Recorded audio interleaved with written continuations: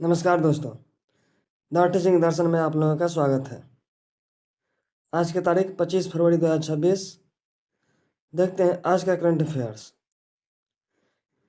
जिसके सभी प्रमुख हेडलाइन है। इसमें बहुत नए चीज़ आए हैं और इसको ध्यान में रखते हुए इसको अंत तक देखिएगा, क्योंकि शुरू में तो हेडलाइन है, अंत में जो है सो पूरे डिटेल्स के साथ बहुत ही गहराई से है, इसीलिए इसको देखना न भूलिए। देखते हैं पहला क्वेश्चन। 24 फरवरी को केंद्रीय उत्पाद शुल्क दिवस मनाया गया। 27 फरवरी को स्वदेशी एंटी सबमरीन वॉरफेयर सेलो वाटरक्राफ्ट INS अंजदीप भारतीय नौसेना में शामिल। जीन टोड ने भारत में संयुक्त राष्ट्र के वैश्विक सड़क सुरक्षा अभियान मेक ए सेफ्टी स्टेटमेंट की शुरुआत की। उपराष्ट्रपति CP राधाकृष्णन ने नई दिल्ली में पर्यटन नेतृत्व शिखर सम्मेलन 2026 का उद्घाटन किया। फिल्म द लॉन्ग राइडर के अभिनेता रॉबर्ट कैराडाइन का 71 वर्ष की आयु में निधन। VR सुब्रमण्यम के बाद निधि छिब्बर ने नीति आयोग की CEO पद का पदभार संभाला। पलामू टाइगर रिजर्व ने महिलाओं के लिए वन्यजीव दीदी पहल शुरू की। केंद्रीय मंत्रिमंडल ने केरल का नाम बदलकर केरलम करने की मंजूरी दी। 9,000 करोड़ से अधिक के 3 रेलवे मल्टी ट्रैकिंग परियोजनाओं का हरी झंडी। और महाराष्ट्र MP बिहार झारखंड में बड़े रेल प्रोजेक्ट की स्वीकृति। देखते हैं इसका पहला क्वेश्चन। केंद्रीय उत्पाद शुल्क दिवस कब मनाया जाता है या किस तिथि को मनाया जाता है? ऑप्शन ए है 23 फरवरी, ऑप्शन बी है 24 फरवरी, ऑप्शन सी है 25 फरवरी, ऑप्शन डी है 26 फरवरी। तो इसका सही आंसर ऑप्शन बी हो जाएगा, जो कि 24 फरवरी को उत्पाद शुल्क दिवस मनाया जाता है। उत्पाद शुल्क दिवस कब मनाया जाता है? 24 फरवरी को।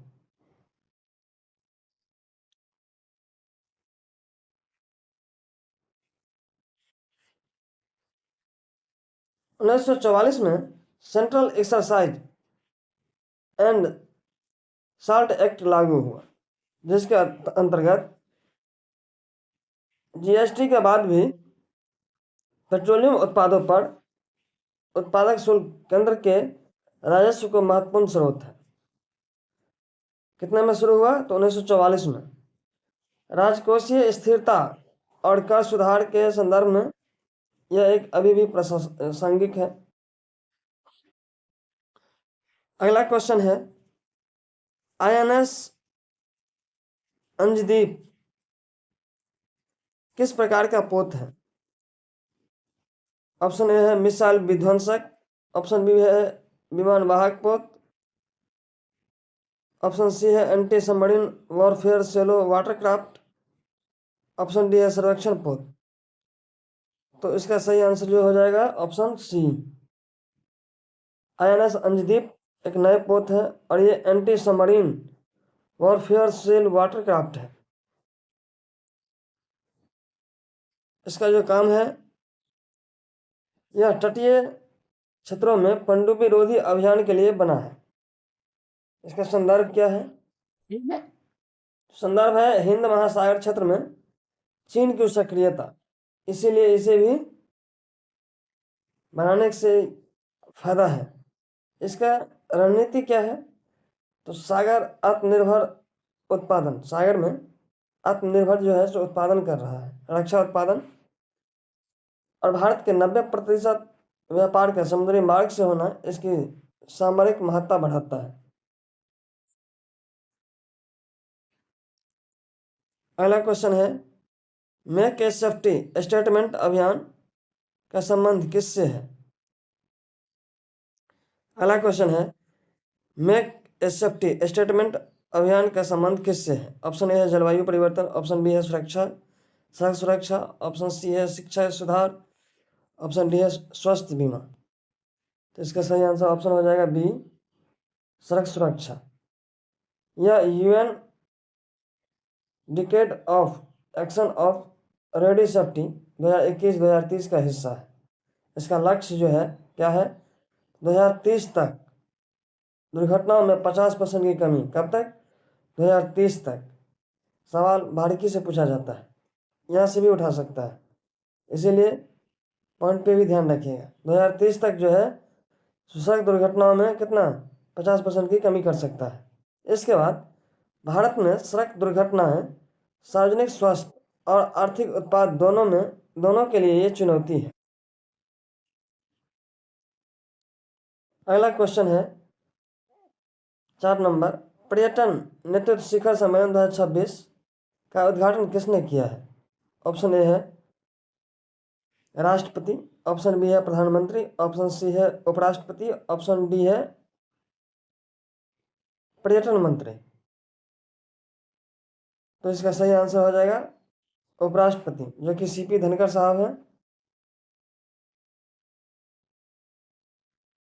कौन है उपराष्ट्रपति भारत के वर्तमान में? तो सीपी धनखड़। पर्यटन भारत के सॉफ्ट पावर को महत्वपूर्ण बनाता है और ये इसका जीडीपी में 7 से 8% का योगदान है। G20 के बाद भारत वैश्विक ब्रांडिंग को बढ़ावा मिला है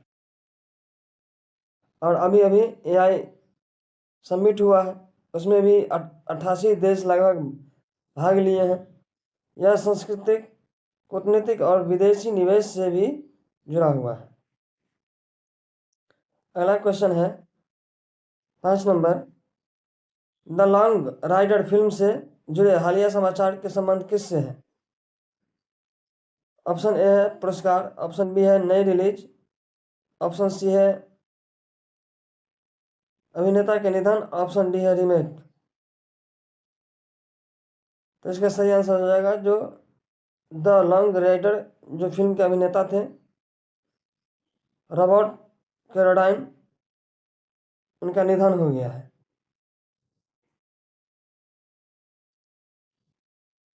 क्या हुआ है? उनका निधन हो गया है।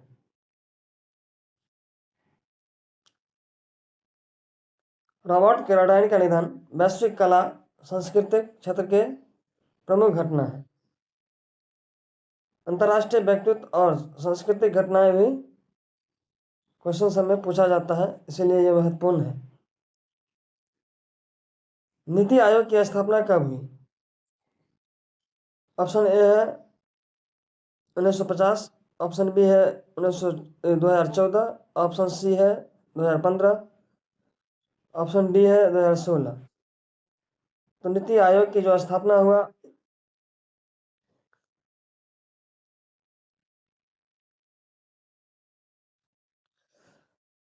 नीति आयोग की स्थापना जो हुआ 2015 में हुआ है। कब हुआ है? 2015 में, क्योंकि ये पहले योजना आयोग था और योजना आयोग के बाद इसको नीति आयोग किया गया है। नीति आयोग के अध्यक्ष जो होते हैं वो होते हैं भारत के प्रधानमंत्री और इनके सीईओ होते हैं जो अभी नए नियुक्त हुए हैं। इससे पहले BR सुब्रमण्यम था, लेकिन अब निधि छिब्बिर को बनाया गया है। कौन है? निधि छिब्बिर। 1 जनवरी 2015 को योजना आयोग का स्थापना हुआ स्थान पर योजना आयोग के स्थान पर इसका स्थापना हुआ नीति आयोग का। इसका मुख्य सिद्धांत क्या है? सहकारी और प्रतिस्पर्धा संघवाद। इसका भूमिका है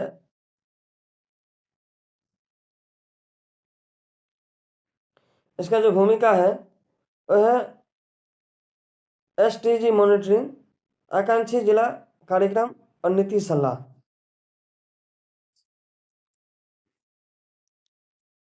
वन्य जीव दीदी पहल किससे संबंधित है? ऑप्शन ए है रक्षा अनुसंधान, ऑप्शन बी है महिला सशक्तिकरण एवं वन संरक्षण, ऑप्शन सी है अंतरिक्ष विज्ञान, ऑप्शन डी है खेल प्रशिक्षण। तो इसका सही आंसर जो हो जाएगा ऑप्शन बी हो जाएगा। महिला सशक्तिकरण एवं वन्य जीव संरक्षण। पलामू टाइगर रिजर्व ये झारखंड की पहल है। कहाँ पे है? झारखंड में है पलामू टाइगर रिजर्व। महिलाओं को आजीविका और संरक्षण कार्य से जोड़ना इसका महत्वपूर्ण अंग है। यह SDG 5 जेंडर इक्विटी और 15 लाइन ऑफ लैंड से संबंधित है। सामुदायिक भागीदारी और आधारित संरक्षण मॉडल सतत विकास का उदाहरण है। अगला क्वेश्चन है, किसी राज्य का नाम बदलने की संवैधानिक प्रक्रिया किस अनुच्छेद के अंतर्गत आती है? तो अभी चर्चा में है कि केरल राज्य के नाम बदलकर केरलम कर दिया गया है, होने जा रहा है। अभी किया नहीं है पूर्ण रूप से, लेकिन विधेयक पेश करने की मंजूरी दे दिया गया है कैबिनेट मंत्री से। तो ये किस अनुच्छेद के तहत किया जाता है? ऑप्शन ए है अनुच्छेद 1, ऑप्शन बी है अनुच्छेद 2, ऑप्शन सी है अनुच्छेद 3, ऑप्शन डी है अनुच्छेद 368। तो इसका सही आंसर जो हो जाएगा ऑप्शन 3 सी।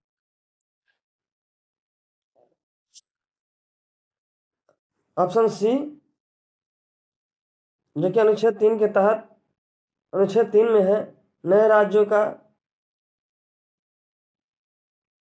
नामों में बदलाव किया जा सकता है, नाम में परिवर्तन किया जा सकता है।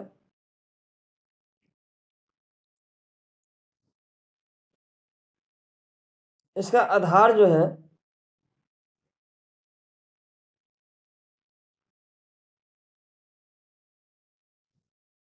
अनुच्छेद 3 के अंतर्गत संसद का अधिकार है नए राज्यों का निर्माण, राज्यों की सीमाओं में परिवर्तन और राज्यों के नाम में परिवर्तन। इसकी प्रक्रिया राष्ट्रपति की अनुशंसा संबंधित राज्य विधानसभा से राय, परंतु बाध्यकारी नहीं है। राज्य विधानसभा से वो राय ले सकते हैं कैबिनेट, लेकिन वो बाध्यकारी नहीं है। ले भी सकते हैं, नहीं भी ले सकते हैं। संसद में इसे साधारण बहुमत से पारित करना होता है। यह संघीय ढांचे एवं संसदीय सर्वोच्चता और संघीय संतुलन का उदाहरण है। संसद में इसे साधारण बहुमत से पारित किया जाता है और यह संघीय ढांचे एवं संसदीय सर्वोच्चता और संघीय संतुलन का उदाहरण है। सांस्कृतिक नाम जो है, इसका राजनीतिक और सांस्कृतिक आयाम जो है, केरल राज्य को केरलम कर दिया गया है। यहाँ पे मलयालम भाषा प्रचलित मूल है। वहाँ पे भाषा क्या है केरल का? मलयालम भाषा। इसके बाद सांस्कृतिक पहचान और भाषाई गौरव से ये जुड़ा हुआ है। यह कदम क्षेत्रीय अस्मिता को सम्मान और भाषाई विविधता की मान्यता के लिए किया जाता है। भारत की बहुभाषी संघीय संरचना में यह पुष्ट करता है। इसके बाद इस पे प्रभाव क्या होगा, संघ पर प्रभाव? तो यह घटना सहकारी संघवाद का उदाहरण है, क्योंकि राज्य विधानसभा ने पहले प्रस्ताव पारित किया, इसके बाद केंद्र ने उसे स्वीकार किया। और इसका जो मेन बिंदु है ना, यह है भारत में संघवाद कठोर नहीं बल्कि लचीला पल है, फ्लेक्सिबल फेडरलिज्म है।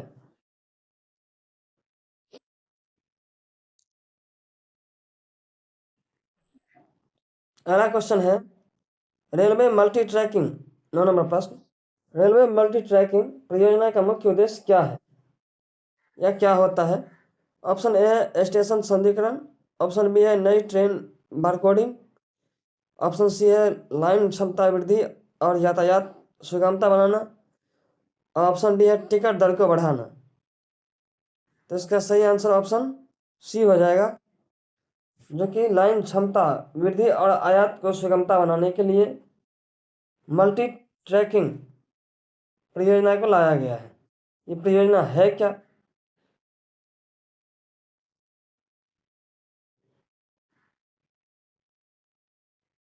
तो ये एक लाइन को दोहरी लाइन, तीसरी और चौथी लाइन में बदलना है। बहुत जगह अभी भी एक ही लाइन की गाड़ी एक जंक्शन से दूसरे जंक्शन तक पहुंचता है, या एक राज्य से दूसरे राज्य तक पहुंचता है। ऐसे में इसे दोहरीकरण तिहरीकरण करने की विचार है। ट्रेन की आवाजाही को क्षमता को बढ़ाना, इसका आर्थिक महत्व है क्या है? तो लॉजिस्टिक क्षमता को दक्षता, माल ढुलाई में तेजी और परिवहन लागत में कमी। इसका औद्योगिक उत्पादन को भी ये बढ़ावा देगा। इसके बाद पीएम गति शक्ति से ये जुड़ा हुआ है योजना से। और किस योजना से? तो पीएम गति शक्ति योजना से।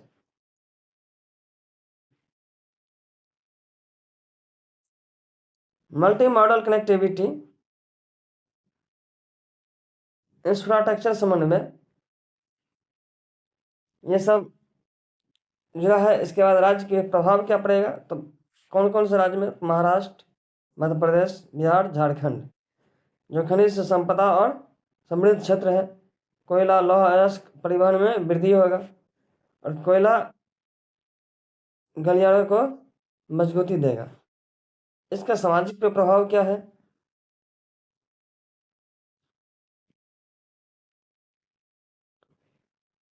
तो रोजगार में क्या होगा?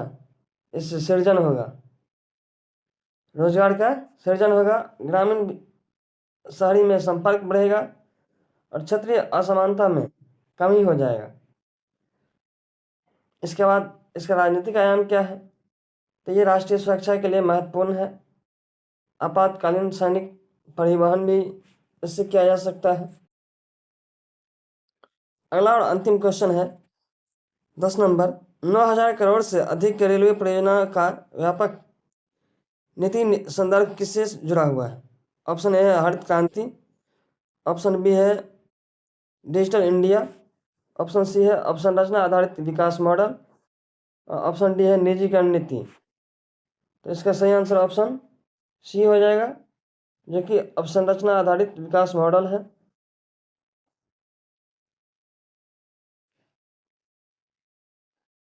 भारत के विकास राजनीति में इंफ्रास्ट्रक्चर मतलब विकास, आर्थिक वृद्धि का गुणांक, रेलवे निवेश से जीडीपी में वृद्धि, सप्लाई चेन सुदृढ़ीकरण और $5 ट्रिलियन अर्थव्यवस्था लक्ष्य में रेलवे निवेश महत्वपूर्ण अंग है। इसका प्रश्न क्या है? संभावित प्रश्न जो है, रेलवे मल्टी ट्रैकिंग परियोजना क्षेत्रीय विकास और आर्थिक एकीकरण में किस प्रकार की सहायता, अवसंरचना, निवेश और भारत की विकास राजनीति की केंद्रीय तत्व है। इसका संवैधानिक प्रक्रिया का उदाहरण है रेलवे मल्टी ट्रैकिंग परियोजना, आर्थिक वृद्धि, लॉजिस्टिक क्षम दक्षता और क्षेत्रीय संतुलन, राष्ट्रीय एकीकरण और दोनों घटनाएं दर्शाती है कि भारत में विकास और पहचान की राजनीतिक समानांतर रूप से आगे बढ़ रहा है। कैसा लगा जरूर बताइएगा। और ये इम्पोर्टेंट क्वेश्चन सब है, इसलिए नोट करना नहीं भूलिए, समझने का प्रयास कीजिए। धन्यवाद। नए चैनल पर तो सब्सक्राइब जरूर कीजिए, नए और शेयर भी कीजिए। आपका दिन सुमंगलमय हो। धन्यवाद।